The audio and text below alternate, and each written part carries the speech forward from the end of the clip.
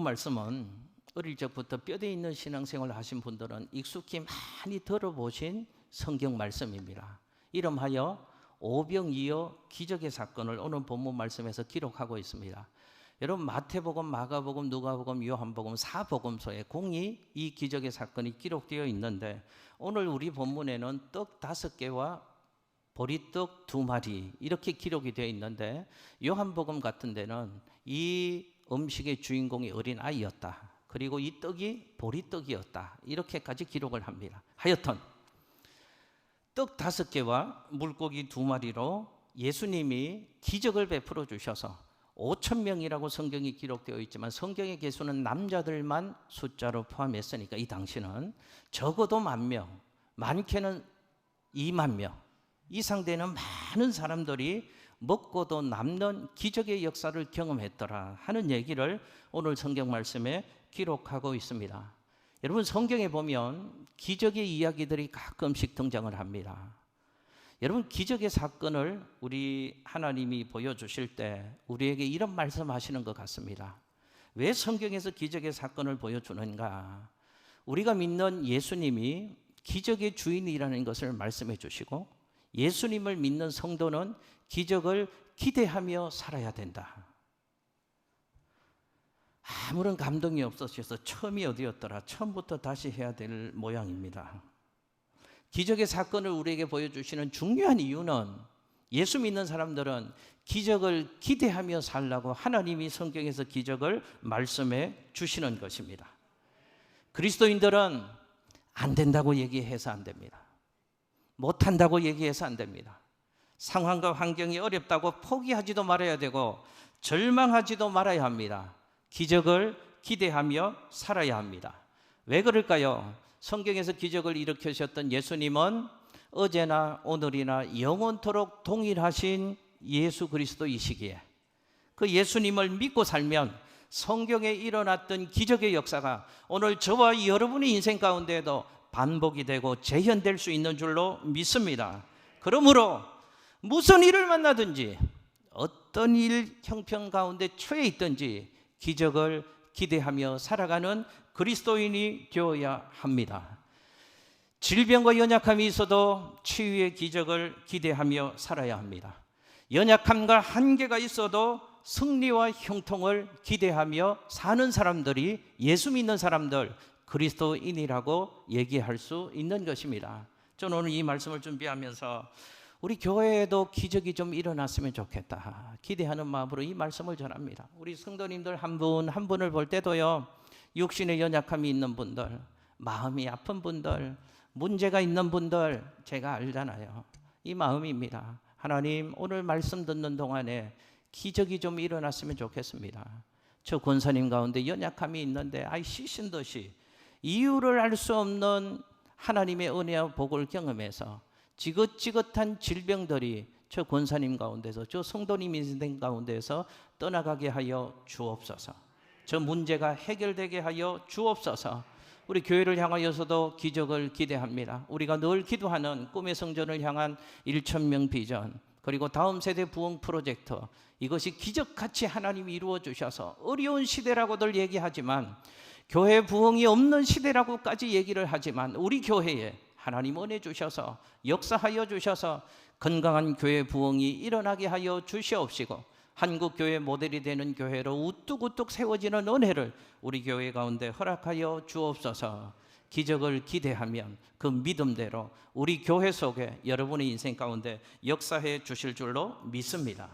자, 오늘 기적의 얘기입니다. 오병이어의 기적의 얘기인데요, 오늘 성경 말씀을 가만히 보면, 또 오늘 말씀을 보면 사복음서를 가만히 성경을 살펴보면 이런 결론을 내릴 수 있습니다. 이 기적의 사건이 단순하게 배고픔의 문제를 해결하고, 그 당시 많은 사람들의 배고픔의 문제를 예수님이 기적을 일으켜서 해결해 주셨다, 여기에서 기적의 사건이 끝나는 것이 아니고, 이 기적을 통해서 2가지 아주 소중한 영적인 교훈을 우리에게 말씀해 주신다는 것을 성경을 보면 발견할 수 있습니다. 그 2가지는 구원과 믿음에 대한 교훈을 주시기 위해서 이 기적의 사건을 주님께서 일으키셨던 것입니다.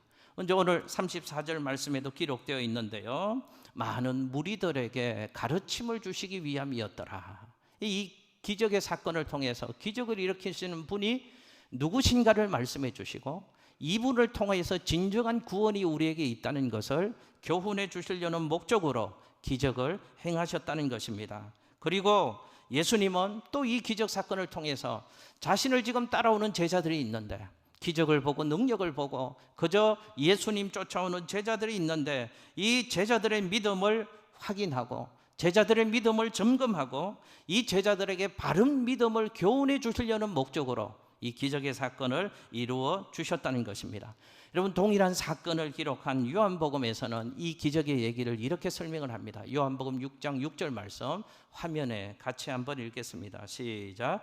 이렇게 말씀하시면 친히 어떻게 하실지를 아시고 빌립을 시험하고자 하심이라. 아멘. 자, 이 기적의 사건을 왜 주셨는가를 저렇게 설명한다 그 말이죠. 빌립을 뭐 하고자 하심이었다고요? 시험하고자 하심이었더라.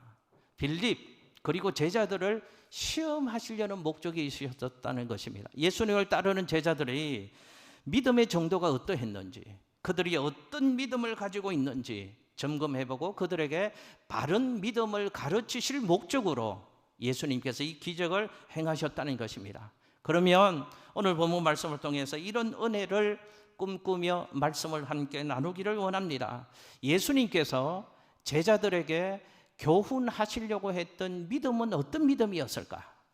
예수님이 제자들에게 있어야 될 믿음이라고 생각하신 그 믿음, 제자들이 가져야 될 믿음, 저와 여러분이 가져야 될 믿음은 어떤 믿음인가? 오늘 기적의 사건을 통해서 그 교훈의 말씀을 함께 나누겠습니다. 첫 번째로 한번 저 따라서 해보시겠습니다. 믿음은 조건 없이 예수님을 신뢰하는 것이다. 할렐루야. 자, 이렇게 믿음에 관한 교훈을 주십니다. 여러분, 성경 얘기가 이런 얘기입니다. 많은 무리들이 예수님을 뒤따릅니다. 때가 흘러서 저녁이 되었습니다. 장소는 빈들이었습니다. 제자들이 사람들을 보내어서 두루 촌과 마을로 가서 무엇을 사 먹게 하시는 게 좋겠습니다. 예수님께 그렇게 제안을 합니다. 그때 예수님이 너희들이 먹을 것을 주어라 라고 말씀을 하십니다. 그랬더니 제자가 얘기하기를 우리가 가서 200데나리온의 떡을 사다 먹이리까? 라고 제자가 예수님께 대답을 했습니다. 여러분, 제가 지금 말씀드린 이 성경의 상황을 영화처럼, 드라마처럼 여러분의 상상력을 발휘하셔서 머릿속에 한번 그려보시기를 바랍니다. 기적을 일으켰던 때는 어느 시간이었다고요? 날이 저물어가는 어둑어둑해지는 저녁 때였습니다. 그곳은 어떤 장소였다고요? 빈들이었습니다. 그려지시나요? 어둑어둑한데 빈들에 찬바람이 쉬 불었을 것입니다. 그 빈들은 어디였는가? 성경을 종합해 보면 벳세다라는 동네였다 하는 것을 우리는 알 수 있습니다. 예수님께 대답을 했던 그 제자 얘기 있잖아요. 우리가 가서 200데나리온의 떡을 사다 먹이리까? 라고 대답을 했던 그 제자는 누구였는가? 성경의 다른 복음서를 살펴보면 그 제자는 빌립이라는 제자였다는 것을 우리는 알 수 있습니다. 빌립은 어떤 사람이었는가? 여러분, 화면에 요한복음 1장 44절의 말씀을 같이 한번 읽겠습니다. 시작. 빌립은 안드레와 베드로와 한 동네 벳세다 사람이라. 아멘. 여러분 보십시오. 빌립이 어떤 사람이었는가? 첫 번째, 빌립은 어느 동네 출신 사람이었다고요? 벳세다 사람이었습니다.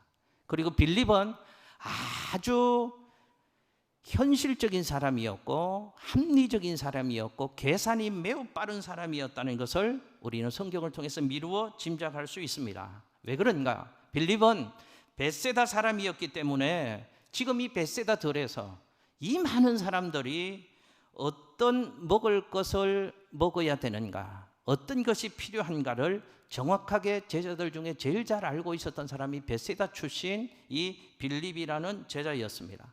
그리고 그 지역에 필요한 먹거리의 물가, 시세를 제일 정확하게 알고 있었던 사람도 빌립이라는 제자였습니다. 그러면 이곳에서 10,000명, 2만 명 되는 이 많은 사람들이 지금 이 시세로 무엇을 먹으려고 한다면 어느 정도의 돈이 들 것이라는 것을 계산이 제일 빨리 나왔던 사람이 빌립이라는 제자였습니다. 그래서 빌립은 이렇게 얘기하는 것입니다. 200데나리온의 돈이 있어도 이 많은 사람들을 먹이는 것은 예수님 불가능한 일입니다. 예수님께 그 대답을 했던 것입니다. 여러분, 200데나리온의 돈이 어느 정도였는가? 당시 보통 노동자의 하루 품삯이 한 데나리온이었다면 200데나리온은 안식일을 쉰다고 하면 대략 한 7달, 8달의 보통 노동자의 월급에 해당되는 상당한 돈이었습니다. 지금 빌립은 예수님이 시험을 하고 계신다고 아까 읽었던 요한복음 말씀에도 기록하고 있는데, 예수님의 시험 앞에서 빌립은 뭘 동원해서 대답을 하고 있는가 하면 자기의 지식을 동원해서 대답을 하고 있습니다. 자기의 지금 처해 있는 상황을 어떻게 이해하는가 하면 환경과 조건을 가지고 자기의 문제를 풀어가려고 이해하고 있는 것입니다. 합리적으로 판단을 하고 계산을 한 것입니다. 그래서 결론을 도출했습니다. 안 된다는 것입니다.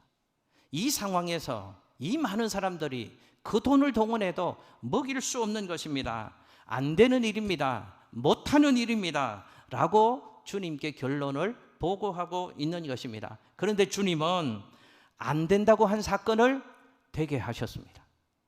못한다고 한 일을 되게 하셨고 그것을 제자들 앞에 보여주셨던 것입니다.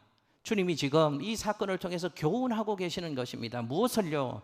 믿음이 무엇인가 하는 것을 이 기적의 사건을 통해서 제자들에게 설명해 주시는 것입니다. 이렇게 말씀하시는 것입니다. 믿음은 교회를 오래 다녔다고 믿음의 연수처럼, 신앙의 연수처럼 믿음이 좋은 게 아니고, 믿음은 직분이 있다고 그에 걸맞는 믿음이 생기는 것이 아니고, 믿음은 너희의 지식과 논리와 계산이 아니고 어떤 환경과 조건 속에서도 예수 그리스도를 조건 없이 신뢰하는 것, 그것이 믿음이다 라고 주님은 믿음을 우리에게 말씀해 주시는 것입니다. 여러분, 요즘 우리의 조국 교회는 너나 할 거 없이 교회들이 힘들다고 합니다. 너나 할 거 없이 교회가 위기라고들 말합니다. 젊은이들이 교회를 떠난다고 말을 합니다. 다음 세대 주일학교가, 학생회가 심각하게 무너지고 있는 시대를 우리는 살아가고 있다고들 얘기합니다. 다들 안타까워합니다. 다들 고민을 합니다. 그래서 한국의 기독교 지도자들은 대책을 준비하기 위해서 회의도 많이 합니다. 계획도 많이 세웁니다. 세미나를 많이 합니다. 여러분, 그런데 언제나 거기서 얻어지는 핵심 결론은 한결같다는 것을 여러분들 알고 계십니까? 거기에서 얻어지는 결론은 이것입니다. 인간의 계획으로 되는 것이 아니고 하나님 앞에 엎드려야 한다 라는 결론을 도출한다는 사실입니다. 한국 교회가 지금 가장 큰 위기에 처하게 된 이유가 여러분들은 무엇이라고 생각하십니까? 각자 나름대로 신앙의 소견으로, 경험으로 말들을 합니다. 회의는 많이 합니다. 근데 결론은 기도하는 자리를 떠나고 있다는 것이 안타까움이라는 사실입니다. 여러분, 기억하십시오. 우리가 다시 회복하는 길은 분명합니다. 우리가 다시 사는 길은 분명합니다. 과거의 믿음의 선배들처럼 신앙생활 하면 되는 것입니다. 하나님 앞에 엎드려서 밤을 새워가며 눈물 뿌리며 기도하는 것이 없어졌잖아요. 좀 힘들고 어려우면 금식하고 뜻을 정하여서 하나님을 향하여 서서 하나님 불쌍히 여겨주세요, 하나님 도와주세요, 그 기도가 사라진 시대를 우리 살고 있잖아요. 하나님 주시는 말씀 앞에서 방법을 찾으려고 몸부림치는 하나님 앞에 엎드리는 신앙의 모습이 없어졌기 때문이 아니냐 하는 것입니다. 그래서 우리 교회는 시대를 이기는 그리스도인과 교회 되기 위해서 이 두 가지에 집중하고 있잖아요. 여러분들이 힘들 수 있습니다. 기도하는 것, 기도 학교 만들어서 다 참여하라고 하고, 또 뭐 양육 운동한다고 수요 예배, 금요 예배 또 7조 과정 한다고 하고 힘들 수 있습니다. 그러나 그거 아니고는 방법이 없기에 우리 교회는 시대를 이기는 그리스도인과 시대를 초월하여 주시는 하나님의 능력과 은혜를 경험하는 교회와 그리스도인 되기 위하여서 우리는 말씀과 기도에 집중을 하는 것입니다. 빌립은 계산에는 참 밝았습니다. 그러나 못 보는 게 있었습니다. 초합리적이고 초자연적인 예수 그리스도의 능력에 대해서는 전혀 무지한 사람이 빌립이라는 사람의 계산법이었습니다. 그래서 그는 현명하게는 보이지만, 합리적으로는 보이지만 하나님의 능력을 경험하지 못했던 것입니다. 기억하십시오. 믿음이 뭔가? 믿음은 조건 없이 하나님을 신뢰하는 것입니다. 그래서 하나님 앞에 엎드리는 것입니다. 하나님, 우리를 불쌍히 여겨 주옵소서. 하나님, 도와주옵소서. 앞길을 인도하여 주옵소서. 하나님, 살려 주옵소서. 그렇게 전적으로 하나님을 신뢰하고 엎드릴 때 내 계획으로 되는 것이 아니고, 내 방법, 내 능력으로 되는 것이 아니고, 하나님의 기적으로 말미암아 막힌 모든 것들이 뚫려지는 하늘 역사를 경험하는 저와 여러분들의 인생이 될 수 있는 줄로 믿습니다. 두 번째, 믿음은 나를 주님께로 가져가는 것입니다. 한번 저 따라서 해보실게요. 믿음은 나를 주님께로 가져가는 것이다.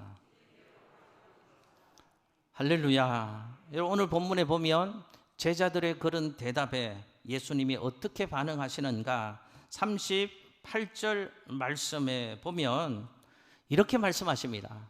예수님께서 제자들에게 떡 몇 개가 알아보라고 말씀을 하셨고, 제자들은 떡 5개와 물고기 2마리가 있다고 예수님께 보고를 합니다.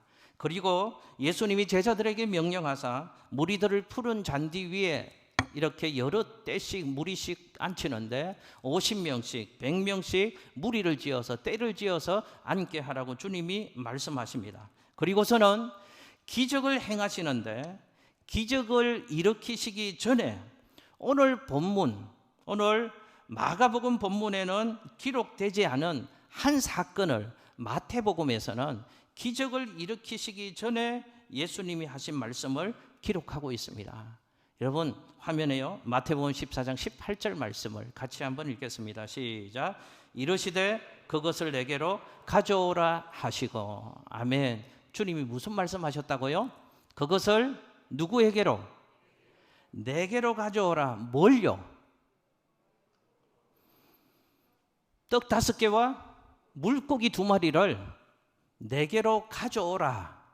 주님이 말씀하셨다는 것입니다. 그랬더니 제자들이 그것을 가지고 예수님의 손에 드렸다는 것입니다. 그것이 예수님의 손에 들려졌더니 그것을 재료로 사용하셔서 예수님은 기적의 역사를 베풀어 주셨고, 그래서 1만 명, 2만 명이 배불리 먹고도 남는 기적의 역사를 주님이 일으켜 주셨다는 것입니다. 여러분, 생각해 보십시오. 그것이 제자들의 손에 있을 때는, 그것이 요한복음에 나오는 것처럼 한 아이의 도시락이었는데 그 아이 손에 있을 때는 보잘것없는 물건이었습니다. 여러분, 그 물건은 이 당시 1만 명, 2만 명이 모인 군중 앞에서 그 도시락 하나가 아무런 역사도 일으킬 수 없었을 것입니다. 그런데 그것이 누구 손에 들려지니까요? 예수님 손에 들려지니까 상상도 할 수 없는 놀라운 역사를 일으키는 재료로 사용을 하시더라 하는 것입니다. 여러분, 이 사건을 통해서 예수님은 우리에게 믿음이 무엇인가를 가르쳐 주시고 있는 것입니다. 믿음이 뭔가? 아무리 작은 것이라고 할지라도, 아무리 보잘것없는 것이라고 할지라도 그것을 주님을 신뢰하고 주님께로 가져가는 것, 그것이 믿음이다 라고 주님은 우리에게 믿음을 교훈해 주시는 것입니다. 여러분, 오늘 이 말씀을 통해서 중요한 사실 하나를 배워야 합니다. 주께서 우리를 필요를 공급해 주시는 그 수단은 별것 아닌 것 같습니다. 한 아이의 한 끼를 해결할 수 있는 도시락 정도였습니다. 그러나 그것을 주님께로 가져가면 주님이 그것을 수단 삼아서 우리의 믿음을 재료로 사용하셔서 우리의 필요를 채워주시고 감당할 수 없는 은혜와 복을 우리 인생 가운데 부어주시는 줄로 믿습니다. 여러분, 기억하십시오. 우리 손에서는 작은 것이라고 할지라도 주님 손으로 옮겨지면 큰 것으로 변화되는 줄로 믿습니다. 하나님이 일하시는 방법은 우리의 작은 헌신을 통해서 크게 역사하신다는 사실을 여러분 잊지 마십시오. 그러므로 믿음이란 나의 작은 것까지도 주님께로 가져가는 것, 그게 믿음이라고 얘기할 수 있습니다. 여러분의 작은 지식일지라도 그 지식을 주님께로 가져가십시오. 내 계산을 주님께로 가져가십시오. 내가 처해 있는 환경과 조건을 내가 거머쥐고 내가 답을 풀려고 전전긍긍하지 마시고 그것을 주님께로 가져가셔야 합니다. 내 재능도, 내 문제도, 내 시간도, 내 가슴 답답함도 주님께로 가져가고, 그것이 내가 보기에도 보잘것없는 아무것도 아닐 것이라고 할지라도 그것마저도 주님께로 가져가면 그 믿음을 보시고 주님이 역사하시고 놀라운 일들이 우리 인생 가운데 일어나게 되는 줄로 믿습니다. 그러므로 믿음의 사람들에게 중요한 것은, 여러분 잘 생각하십시오. 이게 중요한 게 아닙니다. 내게 있는 것이 뭐가 지금 있나? 우리가 하나님으로부터 얼마나 많은 것을 받았나? 이것보다 더 중요한 것이 있습니다. 오병이어를 주님께 드리는 믿음이 내게는 있는가? 작은 것이라도 믿음으로 주님께 드리면 주님이 그것을 통해서 역사해 주신다는 것입니다. 이 믿음이 우리 사랑하는 양천교회 모든 성도님들 가운데 있어지게 되시기를 예수님 이름으로 축복합니다. 마지막 하나요. 저 따라서 해보실까요? 믿음은 감사하는 것이다. 그런데 먼저 감사하는 것이다. 이게 중요합니다. 다시 처음부터 할게요. 두 번째는 더 잘하시리라 믿습니다. 믿음은 감사하는 것인데 먼저 감사하는 것이 믿음이다. 시작.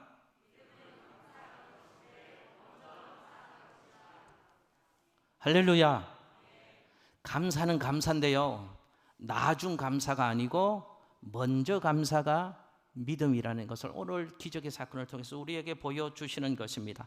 여러분, 오늘 성경을 가만히 보면 우리가 잘 알고 있는 말씀이잖아요. 기적이 일어나는 이 상황들, 순서들을 한번 생각해 보십시오. 제자들은 안 된다고 했습니다. 합리적으로 계산하고 결정을 내렸는데 이게 안 되는 게 맞는 거잖아요. 맞습니다. 세상적으로 이성적으로 보면 그게 합리적인 겁니다. 맞는 계산법입니다.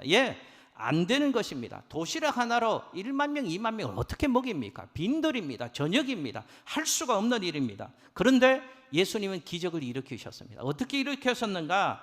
사람들을 앉게 하고 그 음식들을 나눠주게 하시는데 중요한 사실은 이것이죠. 주님이 나눠주시기 전에 하신 행동이 있습니다. 뭘 하셨다고 41절, 43절 말씀에 기록하고 있는가 하면 하나님을 향하여 뭘 하셨다고요? 축사를 하셨다고 성경은 기록하고 있습니다. 여러분, 축사의 의미가 뭔가? 축사라는 단어가 신약 성경에서 38번이 등장을 합니다. 그런데 38번 대부분 다 축사의 의미는 감사라는 뜻으로 이해를 할 수 있습니다. 그러니까 믿음이 뭔가? 믿음은 우리의 필요와 우리의 원함이 다 충족되어졌을 때 그때 감사하는 것이 아니고 그렇게 해 주실 줄로 믿고, 아직 그 일은 안 되었습니다. 그러나 그렇게 주님이 해 주실 줄로 믿고 먼저 감사할 줄 아는 게 믿음이라는 사실을 주님은 오병이어 기적의 사건을 통해서 우리에게 보여주고 있는 것입니다. 축사라는 단어에는 감사라는 뜻도 있고 예배라는 의미도 담겨 있고 찬양이라는 의미도 담겨져 있습니다. 그러니까 믿음은 뭔가 내 앞에 산처럼 버티고 있는 문제가 있을 때 먼저 하나님을 예배하는 것이 믿음인 줄로 믿습니다. 여전히 그 문제가 나를 가로막고 있고 내 인생을 짓누르고 있다고 할지라도 먼저 찬양하는 것, 먼저 예배하는 것, 먼저 감사하는 것이 믿음이라는 것을 주님은 우리에게 말씀하고 있는 것입니다. 제가 한번 여쭤볼게요. 왜 먼저 예배할 수 있을까요? 왜 먼저 감사할 수 있을까요? 왜 먼저 찬양할 수 있을까요? 믿으니까요.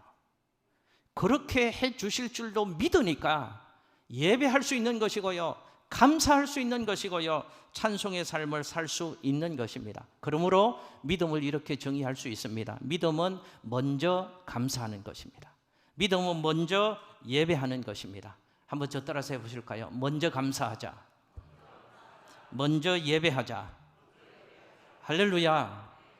여러분, 이게 좀 마음이 불편하신 분들이 있습니까? 말도 안 되는데 왜 그런지 아십니까? 믿음의 논리로 생각하지 않으니까 그렇습니다. 세상의 논리로 생각하니까 그렇습니다. 일반적인 논리 계산법은 나중 감사가 맞습니다. 당연하죠. 이렇게 해 주셨으니까 내가 감사하다고 감사를 표현하는 것이 맞는 것입니다. 그게 일반적인 논리고 세상의 논리입니다. 그러나 신앙의 논리, 믿음의 논리는 다르다는 것을 성경이 말씀하는 것이죠. 왜 감사합니까? 아직 안 일어났습니다. 왜 하나님을 향하여 축사하십니까? 그렇게 해 주실 줄로 믿으니까요. 믿으니까 감사가 나오고 찬송이 나오는 것입니다. 여러분, 나중 감사는요, 믿음으로 하는 게 아닙니다. 옆집에 사는 교회 안 다니는 아저씨 아줌마도요, 나중 감사들은 누구나 하는 것이죠. 아이, 잘 됐으니까 감사하는 것이고, 그리해 주셨으니까 감사하는 것입니다. 여러분 기억하십시오. 나중 감사는 믿음이 아닙니다. 그건 거래입니다. 거래. 제 발음이 좀 그렇대요. 나중 감사는요, 거래하는 것입니다. 믿음으로 하는 게 아니다 그 말입니다. 이렇게 잘 해주셨으니까 감사합니다. 거래잖아요. 이렇게 잘 되었으니까 내가 감사합니다. 거래잖아요. 믿음이 뭔가 어떤 상황 속에서도 어떤 조건 속에서도 주님이 해결해 주실 줄로 믿으니까 주님께 먼저 감사할 줄 알아야 된다는 것입니다. 그 믿음 보시고 믿음대로 기적의 열매를 거두는 인생이 되게 해 주신다는 것이죠. 여러분 성경에 나사로의 죽음 앞에서 마르다가 마리아가 오열하고 있을 때 주님이 뭐라고 말씀을 하셨습니까? 울지 말아라. 나사로는 지금 죽은 게 아니고 자고 있다. 자고 있으니까 깰 것이다. 내가 깨워주면 될 것 아니냐. 주님이 그렇게 말씀하시거든요. 그때 마르다와 마리아가 뭐라고 한 줄 아십니까? 주님이 재림하셔서 다시 오실 때 그때는 죽은 자가 다시 일어나는 것을 저희들은 알고 믿고 있습니다. 그런데 지금은 그때가 아니잖아요. 그때가 아닌데 죽어서 지금 다 끝나버렸는데 뭐 잔다고 하고 깨운다고 하고 쓸데없는 얘기합니까? 열받게. 마르다와 마르다가 예수님께 그 얘기를 했습니다. 그때 주님이 믿음 없는 그들을 보고 뭐라고 말씀하셨다고요? 네가 믿으면 하나님의 영광을 보게 될 것이다. 여러분 믿으면 하나님의 영광을 보게 될 것이라고 말씀하셨습니다. 네가 영광을 보고 난 다음에 믿는 게 아니라는 것입니다. 네가 믿으면 먼저 감사하면 먼저 예배하면 먼저 찬양하면 그 믿음대로 하나님의 기적의 역사를 경험하는 인생의 주인공이 될 수 있다는 것입니다. 여러분 세상 사람들은 예수를 보여달라고 얘기합니다. 그러면 믿겠다고 얘기합니다. 세상 사람들은 천국을 내게 보여달라고 얘기합니다. 그러면 믿겠다고 얘기합니다. 그런데 성경은 예수를 믿으면 천국이 보일 것이라고 말씀을 하는 것입니다. 한번 저 따라서 해보시겠습니다. 감사는 기적을 부른다. 감사는 충만을 부른다. 감사는 응답을 부른다. 할렐루야. 믿으시기를 바랍니다. 그런데 어떤 감사요? 나중 감사가 아니고 먼저 감사가. 먼저 감사할 때 그 감사가 기적을 부르고요. 그 감사가 충만함을 부르고요. 그 감사가 응답의 역사를 불러온다는 것입니다. 오늘 본문 얘기가 그렇잖아요. 하늘을 향하여 축사했더니 먼저 감사했더니 그곳에 기적이 일어났습니다. 먼저 감사했더니 그들이 배불리 먹고 남는 충만함의 현상이 일어나게 되었다는 것이죠. 먼저 감사했더니 이 1만 명, 2만 명의 사람을 어떻게 저녁 때거리를 해결할까 고민을 했는데 고민한 그들의 문제에 놀라운 응답의 역사가 일어나게 되었다는 것입니다. 여러분 오늘 말씀으로 여러분들의 신앙을 한번 점검해 봤으면 좋겠습니다.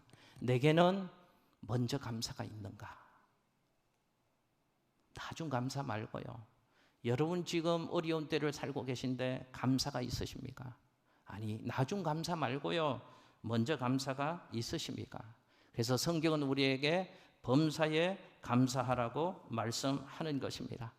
하나님을 진짜로 믿는 믿음이 있다면 어떤 조건과 환경 속에서도 먼저 감사할 수 있어야 된다. 그게 진정한 믿음이다 라는 얘기를 오병이어 기적을 통해서 우리에게 보여주시는 것입니다. 그런데 우리는 어떻습니까? 늘 이렇잖아요. 하나님 그렇게 해 주세요. 해 주시기만 해보세요. 그럼 제가 감사할게요. 나중 감사잖아요. 나중 감사. 믿음이 있다면 믿음으로 인하여서 먼저 예배하고 먼저 감사하고 먼저 찬양하는 신앙의 삶을 살아갈 수 있어야 한다는 것입니다. 말씀을 정리합니다. 예수는 그렇게 열심히 믿는다고는 하는데, 교회 생활은 그렇게 누구보다 오래 했다고 말씀은 하시는데, 교회에 대해서 말씀하라고 하시면 둘째 가라면 서러울 정도로 이렇게 저렇게 판단하고 비교하고 교회에 대해서 하실 말씀은 너무도 많은데, 그런데 제가 한번 여쭤봅니다. 왜 여러분의 인생의 문제는 그렇게 풀려지지 않고 그렇게 계속 산처럼 쌓여만 가는 것입니까? 상황과 환경 때문에 그렇다고요? 누구 때문에 그렇다고요? 무엇 때문에 그렇다고요? 아닙니다. 여러분의 믿음을 점검해 보셔야 된다, 그 말입니다. 내가 예수를 제대로 믿고 있는가? 주님을 제대로 신뢰하고 있는가? 그 주님 앞에 오병이어까지도, 작은 것까지도 주님 손에 올려드리는 믿음의 삶을 살고 있는가? 나는 어떤 상황과 환경 속에서도 먼저 감사하는 신앙의 삶을 살고 있는가? 혹시 이렇지 않으십니까? 먼저 감사는커녕 나중 감사도 잃어버리고, 감사는커녕 입만 열면 불평, 불만, 원망, 부정적인 얘기들이 내 입에서 쉼없이 쏟아져 나오고 있지는 않은가? 여러분 기억하십시오. 광야에서 그렇게 우리처럼 불평하며 살아가는 하나님의 사람들에게 하나님이 하신 말씀을 기억하십시오.